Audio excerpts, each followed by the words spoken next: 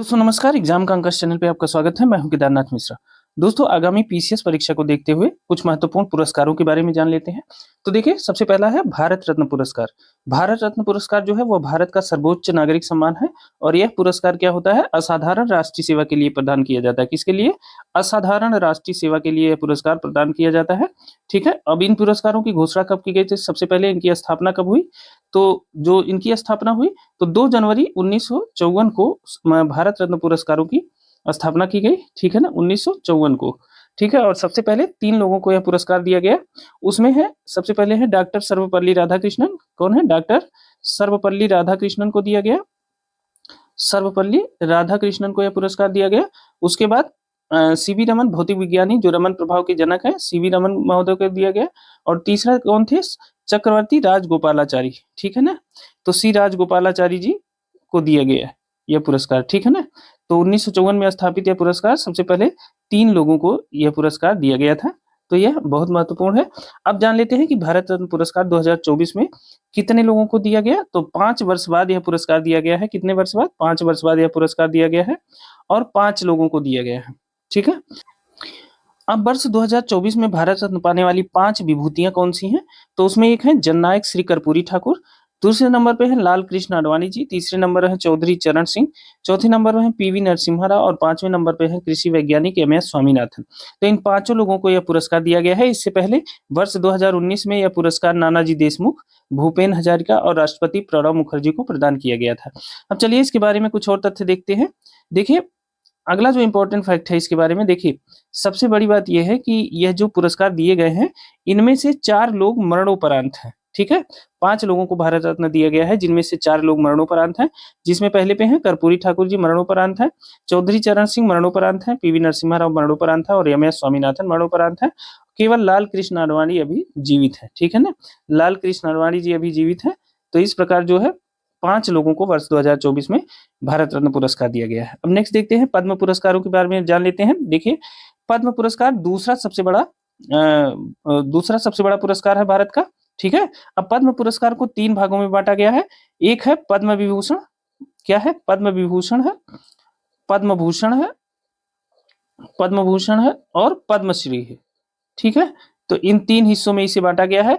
इस पुरस्कार की स्थापना भी 2 जनवरी 1954 को की गई थी। इनकी स्थापना भी कब की गई थी? 2 जनवरी 1954 को की गई थी। अब पद्म पुरस्कारों में क्या होता है? अब देखिए, पद्म पुरस्कार जो है यह भी जो है सर्वोच्च पुरस्कार है भारत के। अब पद्म विभूषण भारत का दूसरा सर्वोच्च पुरस्कार है, पद्म भूषण भारत का तीसरा सर्वोच्च पुरस्कार है और पद्मश्री भारत का चौथा सर्वोच्च नागरिक सम्मान है। ठीक है ना, अब चलिए पद्म पुरस्कारों को देख लेते हैं। कला, साहित्य, सामाजिक कार्य, जनहित के मामलों, विज्ञान एवं इंजीनियरिंग, व्यापार एवं उद्योग, चिकित्सा, साहित्य तथा शिक्षा, खेलकूद तथा नागरिक सेवाओं के क्षेत्रों में विशिष्ट उपलब्धियों के लिए कुल 132 पद्म अवार्ड दिया गया। ठीक है ना, तो इस बार कितने पुरस्कार दिए गए हैं 2024 में? 132 पद्म पुरस्कार दिए गए हैं। ठीक है ना, अब इसमें भी आगे देखते हैं कि 132 में 5 हैं पद्म विभूषण। ठीक है ना, 5 क्या है? पद्म विभूषण कितने हैं? 5 हैं। पद्म भूषण कितने हैं? 17 हैं। और पद्मश्री कितने हैं? वह है 110। ठीक है ना, तो इस प्रकार जो है पद्मश्री है। देखिए, पद्मश्री देख देते हैं, 110 पद्मश्री हैं। इस प्रकार कुल 132 पद्म पुरस्कारों की घोषणा की गई है। और पद्म पुरस्कारों की जो घोषणा है वह गणतंत्र दिवस के अवसर पर की जाती है। तो यह जो है 75वें गणतंत्र दिवस की पूर्व संध्या पर इनकी घोषणा की गई थी। ठीक है ना, अब देखिए 5 पद्म विभूषण, 17 पद्म भूषण और 110 पद्मश्री हैं। तो इसमें 2 युगल पुरस्कार भी हैं, 2 लोगों को मतलब जोड़े में दिया गया है।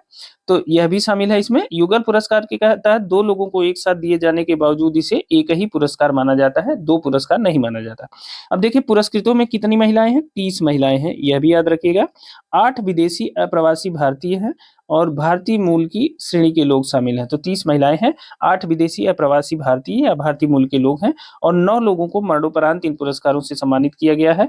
यह भी ध्यान रखिएगा। ठीक है, कितने लोगों को मरणोपरांत दिया गया है पद्म पुरस्कार? तो 9 लोगों को। यही मोस्ट इंपॉर्टेंट है, इसके बारे में पूछ लेता है। ठीक है ना, अब देखिए पद्म विभूषण से सम्मानित जो विभूतियां हैं उनके बारे में देख लेते हैं। देखिए, पद्म विभूषण देश के दूसरे सर्वोच्च नागरिक के सम्मान पद्म विभूषण से सम्मानित होने वाले 5 लोग कौन हैं? एम वेंकैया नायडू हैं। आपको पता है ये पूर्व उपराष्ट्रपति भी थे, आंध्र प्रदेश के हैं। जनहित मामले में इनको मिला है। कोनिडेला चिरंजीवी को कला मामले में मिला है, आंध्र प्रदेश के हैं। चिरंजीवी को आप जानते होंगे। बैजंती माला का नाम आपने सुना होगा, इनको भी कला क्षेत्र में मिला है, तमिलनाडु की हैं ये। और बिंदेश्वरी पाठक, सुलभ शौचालय का कांसेप्ट इन्होंने ही दिया है। तो बिंदेश्वरी पाठक सामाजिक कार्य, इनको जो है बिहार राज्य से बिलोंग करते हैं। और पद्मा सुब्रमण्यम को भी कला क्षेत्र में मिला है, ये तमिलनाडु के रहने वाली हैं, ठीक है ना। तो इन 5 लोगों को पद्म विभूषण मिला है। अब पद्म भूषण जो 17 लोगों को मिला है, उसमें से हम कुछ आपको मार्क करा देते हैं, उनको ज्यादा ध्यान दीजिएगा, बाकी आप देख लीजिएगा। तो देखिए, पद्म भूषण जो है वो 17 लोगों को मिला है। और ये तीसरा सर्वोच्च नागरिक सम्मान है भारत का, ठीक है ना। अब देखिए, इसमें Sushri M Fathima Beevi supreme court की पहली महिला न्यायाधीश थी, केरल की है, तो इनको भी मिला है। साथ ही आप ध्यान रखिएगा, श्री मिथुन चक्रवर्ती, इनको जो है कला के क्षेत्र में मिला है, ये पश्चिम बंगाल के रहने वाले हैं। देखिए, मिथुन चक्रवर्ती को दादा साहब फाल्के पुरस्कार भी मिला है, तो एक ही वर्ष में इनको पद्मश्री और दादा साहब फाल्के दोनों पुरस्कार मिल गया है, तो इन्हें याद रखिएगा, ठीक है ना। अब इसमें जो तीसरा नाम हम याद रखने को कहेंगे, ये श्री राम नाईक, आपको पता होगा ये केंद्रीय मंत्री थे, बाद में ये कई राज्यों के राज्यपाल भी रहे हैं। इनको भी यह मिला है, राम नाईक जी को मिला है पद्मश्री, पद्म भूषण, सॉरी पद्म भूषण, ठीक है। और इसमें एक नाम और याद रखिएगा आप, सुश्री उषा उत्थुप। उषा उत्थुप एक जो है, देखिए उषा उत्थुप जो है यह भारतीय पॉप और प्लेबैक गायिका है, ठीक है। इनकी एक आवाज ही एक अलग अंदाज में ये गाती हैं, तो सुश्री उषा उत्थुप जी को भी यह मिला है पद्म भूषण पुरस्कार, और यह भी पश्चिम बंगाल की रहने वाली है, ठीक है ना। तो मेरी तरफ से सिर्फ जो है ये 4 नाम आप पद्म भूषण के लिए याद रखिएगा, सुश्री एम फातिमा बीबी का, और श्री मिथुन चक्रवर्ती, श्री राम नाईक और सुश्री उषा उत्थुप। बाकी ये 17 नाम दिए गए हैं, आप इसे पढ़ लीजिएगा, कोई दिक्कत नहीं है, आप सारे याद रख सकते हैं। तो याद रखिए, मेरा मानना है कि कम से कम तथ्यों को याद रखें और कुछ कीवर्ड्स ऐसे बनाए रखें, ताकि जो है परीक्षा में उनसे हम प्रश्नों के उत्तर तक पहुंच पाए, खोज सके उत्तर को, ठीक है ना। अब चलिए, ये हो गया पद्म भूषण। अब देखिए, पद्मश्री का जो पुरस्कार है वो 110 लोगों को मिला है। तो 110 लोगों का नाम न तो आपको याद करना सही है, न तो आप याद कर पाएंगे, और न तो हमें बताना ये सही लगता है। तो पद्मश्री में 110 हस्तियां हैं। इसमें से कुछ लोग जो हैं, जो 12 हस्तियां हैं, उन्हें उत्तर प्रदेश की हैं, उन्हें उन 12 हस्तियों को पद्मश्री से सम्मानित किया गया है।